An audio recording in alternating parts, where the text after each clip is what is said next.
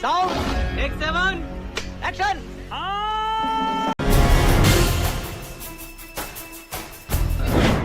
चेतन आहूजा नाम है मेरा। और आप पूछ रहे हैं विपक्ष क्यों कमज़ोर है, तो मैं एक एग्जांपल देता हूँ। हम पहले बहुत हॉकी जीता करते थे। क्यों जीता करते थे? क्योंकि तभी हॉकी घास पे होता था, तो घास में हमारे लड़के करके बॉल निकाल लेते थे।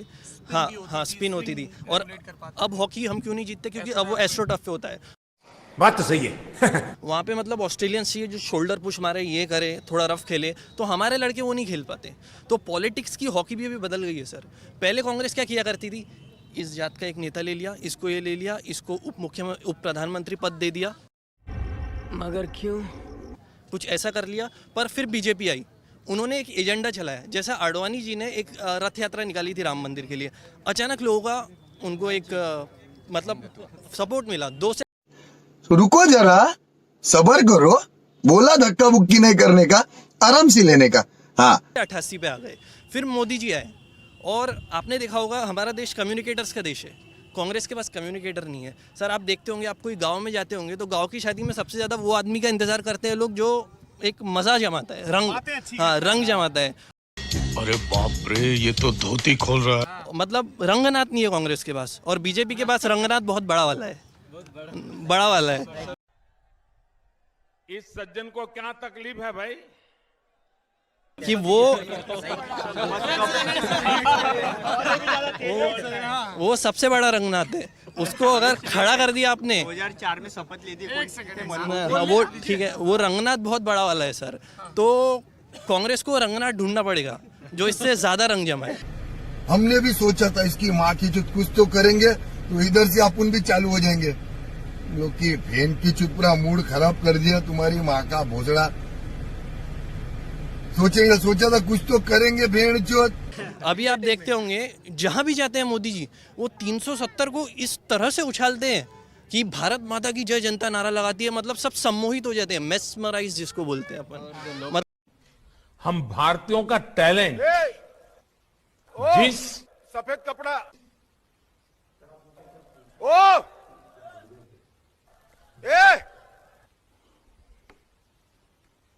मतलब अगर हिंदी में बात कर रहे हैं नरेंद्र मोदी, तो doesn't matter who is sitting in front of you, he will get मतलब एक थोड़ा सा बहुत मतलब सम्मोहित हो जाएगा मोदी जी से, और वो बोलेगा मैं तो इनको ही वोट दूंगा। खत्म, bye bye, tata, goodbye, गया। कांग्रेस के पास सर वो नेता नहीं है ना, तो वो कांग्रेस को, वो मैं समझता हूँ कांग्रेस को वो नेता ढूंढना पड़ेगा पहले तो। और दूसरी बात, क्या ऐसा नहीं हो सकता, मतलब एक विकल्प ये भी हो सकता है कि कांग्रेस की जगह कोई और विपक्ष उभरे? सर कोई और विपक्ष उभरे तो सर पैन इंडिया जैसा, अब जैसा एक पार्टी है वाईएसआर कांग्रेस, जगनमोहन रेड्डी सर धो डाला चंद्रबाबू नायडू को आंध्र प्रदेश में। वो कर सकते हैं नेशनल लेवल पे, पर उनके पास वो पैन इंडिया आइडेंटिटी नहीं है। तू समझा? हाँ। नहीं, तू समझा नहीं। जगनमोहन रेड्डी के वो पास तो नरेंद्र मोदी के पास भी नहीं थी 2014 से पहले। सर, तो उन्होंने बना ही ना। अब जैसा उन्होंने एक बोलना तो नहीं चाहिए, पर प्रशांत किशोर की स्ट्रैटेजी हो गई, आपने उनका इंटरव्यू लिया है, जो उनके साथ थे, और भी बहुत सारे लोग थे, अमित शाह जैसे लोग, नागपुर का राष्ट्रीय स्वयंसेवक संघ था जिसके वॉलेंटियर्स हर ऑर्गेनाइजेशन में, तो उन्होंने कहीं ना कहीं एक आग लगाना चालू कर दिया था 2010 के बाद कि कांग्रेस करप्ट है। और 2013 से हम नरेंद्र मोदी ने गुजरात मॉडल बहुत अच्छा लगा है, तो ये आग लगना चालू हो गई थी। तो मस्त जोक मारा रे, ये हंस रे हलकट हंस। तो 2014 में धुआं उठा, और ऐसा उठा कि कांग्रेस ही पूरा धुआं बन के गायब हो गई उस धुएं में। उठा ले रे देवा, उठा ले रे बाबा, मुझे अमीर को नहीं रे, ये दो गरीबों। तो समझ कम्युनिकेट रंगनाथ, तो तुम भी बहुत अच्छे हो। चुप कर बे कुत्ते। नहीं सर, तो ये दो चीजें मैं समझता हूँ। अगर कांग्रेस तो, लेकिन कांग्रेस तो राहुल गांधी या गांधी परिवार के पार देख ही नहीं पा रही। राहुल नहीं, गांधी नहीं छोड़ा सर। तो सोनिया आ गई। देखिए सर, ये बात है, मैं आपको 4 नेताओं के नाम बताता हूँ। 4 नेताओं के नाम: ज्योतिरादित्य सिंधिया, मिलिंद देवड़ा, सचिन। ज्योतिरादित्य सिंधिया की क्या पूंजी है? वो गुना में लोकसभा चुनाव। नहीं सर, हार एक बड़े देखिए बेटे, सर, वो भी नहीं, बड़े नहीं, सर, राजनीतिक परिवार से सुनिए आते सर, गुना में अटल बिहारी वाजपेयी भी माधवराव सिंधिया से हारे थे। ग्वालियर। खोपड़ी तोड़। ए बाबू भैया। हाँ, ग्वालियर में। तो इसका मतलब ये थोड़ी है कि अटल बिहारी वाजपेयी का पॉलिटिकल करियर खत्म हो गया। उनके पिताजी से आ रहे थे, माधवराव सिंधिया से। पर मुझे लगता है ज्योतिरादित्य तब से बड़े नाराज हो गए जब से उनको मुख्यमंत्री पद नहीं मिला। वो यही नहीं, अभी और सुनिए। बोला था ना अनुराग ठाकुर ने सांसद में कि साहब आपको तो बाजू में बैठ के भी मुख्यमंत्री पद नहीं मिल पाया।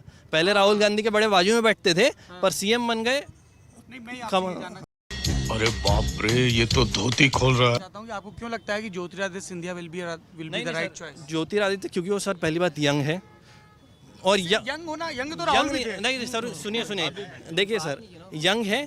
दूसरी बात, वो राहुल गांधी से ज्यादा इफेक्टिव भाषण देते हैं।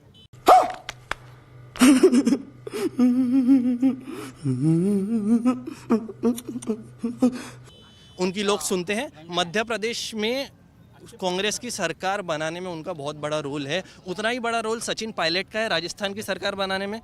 उतने ही अच्छे ओरेटर मैं बोलूँगा मिलिंद देवड़ा है मुंबई में। अगर सर वो मिलिंद देवड़ा अच्छे नहीं है तो क्यों है उनके मुकेश अंबानी उनके सपोर्ट में? बात तो सही है। उनके सब अभी भी एक वीडियो है, आप यूट्यूब पे देखें तो मुकेश अंबानी ने ये कहा है कि Milind Deora is the one. Can't be the criteria of being a leader कि मुकेश अंबानी सपोर्ट में है इसलिए वो मुकेश अंबानी सपोर्ट में नहीं, मैं ऐसा कह रहा हूँ कि बड़े बड़े लोग मुकेश अंबानी इसलिए सपोर्ट में है क्योंकि मिलिंद देवड़ा के जो पिता थे मुरली देवड़ा, वो मुकेश अंबानी के मित्र थे। नहीं सर, तो आपका जो लॉजिक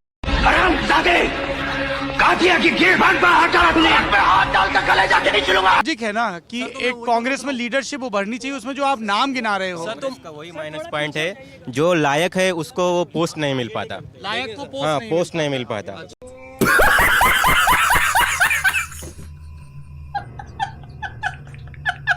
वो उनको ही देते जो उनके बात सुने। दूसरा जो कांग्रेस का हिस्ट्री का बैगेज भी तो है ना, जैसे आपने कहा ये तमाम जो घोटालों के इल्जाम तो मोदी जी की खासियत है ना कि ये घाव भर रहा है, वो आके और खुजा देंगे कि कांग्रेस ने ये किया था, इनको वोट मत दो। तो ये उनकी खासियत है ना, और पब्लिक मान जाती है, मान रही है इसलिए तो वोट दे रही है ना।